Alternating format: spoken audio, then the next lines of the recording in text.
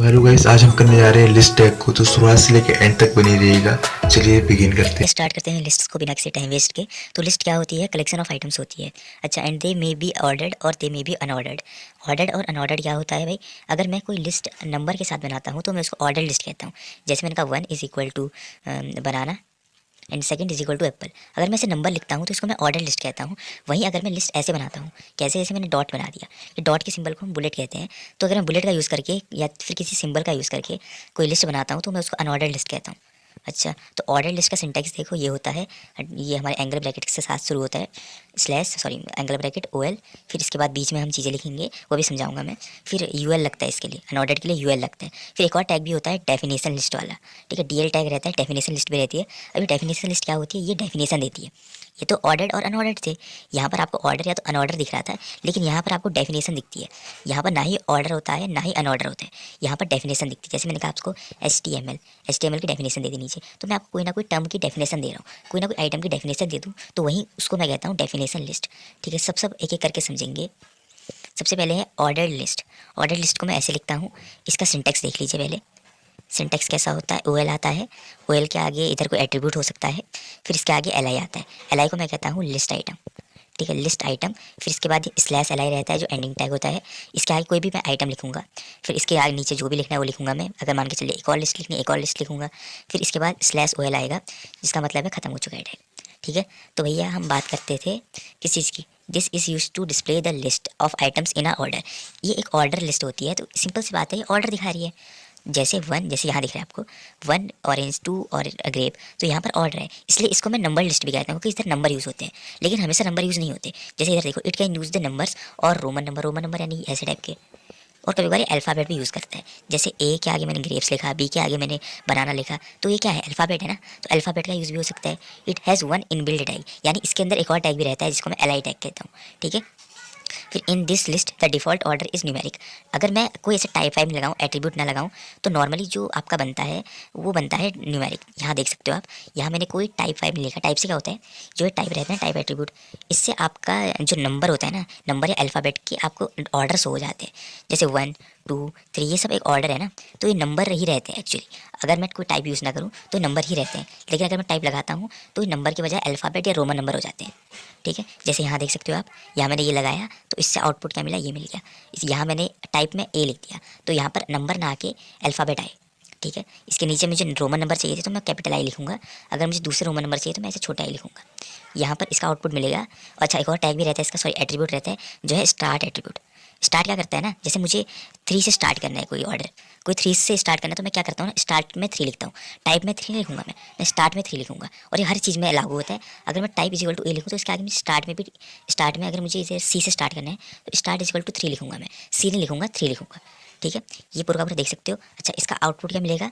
इसका आउटपुट मिलेगा आपको 3 आएगा, इसके आगे क्रिकेट, फिर 4 आएगा, 4 के आगे फुटबॉल। फिर भैया हम बात क्या कर रहे थे? अगला था अनऑर्डर लिस्ट। अनऑर्डर लिस्ट क्या होती है भाई? नाम से समझ आ रहा है कि ऑर्डर नहीं है। ऑर्डर नहीं है तो this is use to display the list of items by using different types of symbol. सिंबलों का यूज़ होता है। सिंबल इस प्रकार का भी हो सकता है, इस प्रकार का भी हो सकता है, इस प्रकार का भी हो सकता है, बहुत प्रकार का हो सकता है। इसमें क्या होता है कि इनबिल्ट टैग भी रहता है, जिसको कहता हूँ मैं एल आई। एल आई आप सब जानते हो, list, list item, list item tag होते हैं। ठीक है, लिस्ट आइटम टैग रहते हैं। In this list the default symbol is dot, जिसको मैं बुलेट कहता हूँ, जिसको मैं बुलेट कहता हूँ। ठीक है, तो यहाँ देख सकते हो आप, यू एल आया, फिर एल आई आया, फिर एल आई में मैंने एक और चीज़ लिखी। इससे आउटपुट क्या मिला? ये मिला आउटपुट, क्या मिला? डॉट के साथ ऑरेंज, डॉट के साथ एप्पल। ठीक है, तो अगला अगर देखें हम, यहाँ मैंने यू एल टाइप लिखा। अच्छा ठीक है, डिफ़ॉल्ट में ये डॉट रहता है यानी बुलेट रहता है। अगर मैं टाइप में सर्कल लिखता हूँ तो यहाँ पर सर्कल बन जाते हैं। डॉट में क्या होता है? ऐसा रहता है, सर्कल ऐसा रहता है, डॉट ऐसा रहता है, सर्कल ऐसा रहता है। ठीक है, ये डिफरेंस है बुलेट और सर्कल में। बुलेट या डॉट, सॉरी डॉट या सर्कल में डिफरेंस यही है। तो भैया एल आई में इधर मैंने ये लगाया, इसका रिजल्ट देख सकते हो, इसका रिजल्ट ये रहा। अगला है डेफिनेशन लिस्ट। डेफिनेशन लिस्ट का जो टैग होता है वो होता है DL tag. The definition list is used to specify list terms and definition. Basically कोई टर्म लिखना है मेरे को, जैसे मैंने लिखा टर्म HTML, इसका डेफिनेशन लिखना है, तो भैया यहाँ पर एक टर्म रहता है और एक डेफिनेशन रहती है। एग्जाम्पल में ये देख सकते हो आप, यहाँ पर अगर आपकी नज़र जाएगी तो मैंने एक टर्म लिखा है, उसके नीचे एक डेफिनेशन लिख दी, उसकी एक टर्म लिखा है, उसकी डेफिनेशन लिख दी, तो इसी को मैं कहता हूँ डेफिनेशन लिस्ट। ठीक है, तो it has the following tag. इसके अंदर 3 टैग रहते हैं। इसका सिंटैक्स लिख देता हूँ मैं एक बार। इसका सिंटेक्स क्या रहता है, सबसे पहले DL आता है, फिर DL के बाद DT आता है, DT के अंदर जो टर्म आपको लिखना है वो लिखना होता है, फिर आपका DD आता है, DD में आपका जो डेटा लिखना है वो सब आता है, फिर भैया ये क्लोज भी होते हैं, ये सब क्लोज होते हैं, फिर DL भी क्लोज हो जाते हैं, ठीक है। इसको कहते हैं डेफिनेशन लिस्ट, इसको कहते हैं डेफिनेशन टर्म, इसको कहते हैं डेफिनेशन डेटा, ठीक है। तो भैया हम बात कहाँ कर रहे थे, इसकी बात कर रहे थे। तो भैया यहाँ पर आप देख सकते हो, सबसे पहले तो DL क्या करता है, स्पेसिफाई करता है डेफिनेशन लिस्ट को, DT क्या करता है, डेफिनेशन टर्म को स्पेसिफाई करता है, DD आपके डेफिनेशन डेटा को स्पेसिफाई करने का काम करते हैं, ठीक है। यहाँ पर आप देख सकते हो, यहाँ पर मैंने DL यूज़ करा, डेफिनेशन टर्म क्या दिया है, HTML, फिर भैया डेफिनेशन डेटा क्या डाल रखा मैंने, यहाँ मैंने DL डाला, DL के बाद मैंने HTML लिखा, HTML के बाद मैंने इसकी डेफिनेशन लिख दी, फिर भैया मैंने अगला टर्म लिखा, इसकी डेफिनेशन लिख दी, इसका आउटपुट ये मिला। अच्छा, एक और चीज़, इसके बाद इतने का गैप रहता है, ठीक है, एक लाइन का गैप, फिर इसका थोड़ा सा वर्ड का गैप रहता है, ठीक है, मतलब एक लाइन का गैप, फिर इसके बाद कुछ वर्ड का गैप, एक लाइन का गैप, फिर कुछ वर्ड का गैप। अगला एग्जाम्पल देख लो, एग्जाम्पल में यहाँ तीनों के तीनों टैग यूज़ करे हैं मैंने।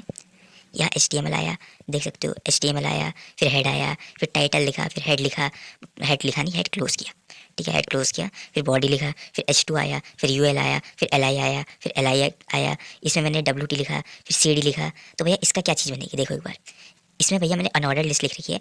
सबसे पहले तो ये हेडिंग आया, हेडिंग में मैंने अनऑर्डर लिस्ट लिख दी, इधर मैंने लिस्ट आइटम में WT लिखा है अनऑर्डर में। तो भैया डिफ़ॉल्ट टाइप से ये क्या हो जाएगा, डॉट लगेगा, इसके आगे WT आएगा, फिर डिफ़ॉल्ट से इधर CD लगेगा, ये आ जाएगा। फिर भैया मैंने अगला इसको क्लोज करने के बाद लिखा है UL टाइप में स्क्वायर, फिर स्क्वायर बन के मैं लिखूँगा OOAD, फिर से स्क्वायर आएगा, फिर मैं लिखूँगा NS, ठीक है। तो भैया यहाँ पर किसकी वजह से आया, इसकी वजह से आया, ठीक है, ये बंद कर दिया मैंने। तो भैया यहाँ पर कहाँ क्या खत्म हो गया, हमारी UL टैग खत्म हो गया। फिर भैया हमारा आता है ऑर्डर लिस्ट, ऑर्डर लिस्ट में इधर देखिए हम, सबसे पहले मैंने OL डाला, OL डालने के बाद मैंने LI लिखा, LI में मैंने WT लिखा है। तो भैया डिफ़ॉल्ट पे से नंबर आ जाएगा, नंबर में क्या आएगा WT, फिर से नंबर आएगा, फिर क्या आएगा CD। अब मैंने दूसरा OL टाइप में A लिख दिया, यहाँ पर क्या आ जाएगा आपका A आ जाएगा, फिर इधर क्या लिखूँगा मैं OOAD, फिर B आ जाएगा, फिर लिखूँगा मैं NS। तो यहाँ पर भैया मैंने क्या लगा दिया, एक बार तो मैंने लगाया OL में बिना टाइप एट्रीब्यूट लगाए, जिसकी वजह से डिफ़ॉल्ट में क्या आ गया, नंबर आ गया। यहाँ मैंने टाइप में A लिखा, तो यहाँ पर वेब पेज में क्या आ जाएगा, A भी आ जाएगा। इधर मैंने डेफिनेशन लिस्ट यूज़ करी है, यहाँ पर मैंने डेफिनेशन लिस्ट यूज़ करी है, DL टैग लगाया, इधर डेफिनेशन टर्म लिखा, डेफिनेशन टर्म यूज़ करा, ठीक है, टर्म यूज़ करा, WT ऐसे करके मैं इधर लिख देता हूँ मैं, WT लिखा, इसके बाद WT stands for web page, इधर लिख दिया WT, ऐसे लिखा होगा सॉरी, WT, इसके आगे लिख दिया WT स्टैंड्स फॉर, फिर भैया अगला टर्म लिख दिया हमने CD, इधर आएगा CD, फिर नीचे इधर जो इसका डेटा है वो लिख दिया CD स्टैंड्स फॉर, फिर भैया ये DL खत्म, बॉडी खत्म, ये आ जाएगा आपका डेफिनेशन टर्म में, ठीक है। इसका रिजल्ट देख लो, आउटपुट में क्या आएगा, ये आएगा लिस्ट ऑफ सब्जेक्ट, ये भैया टाइटल था, ये अब अगला आपका हेडिंग थी, ये आपकी हेडिंग थी, ये आपकी हेडिंग थी, ये आपका UL टैग था, ये आपका OL टैग था, ये आपका DL टैग था, ठीक है। तो भैया thanks for watching this video. भैया आप आ चुके हो एंड CD तक, कहाँ तक आ चुके हो, एंड CD तक पहुँच चुके हो आप। तो भैया thanks for watching this video, आप एंड तक आ चुके हो, अभी इसके बाद आपका लिस्ट पूरा खत्म हो चुका है।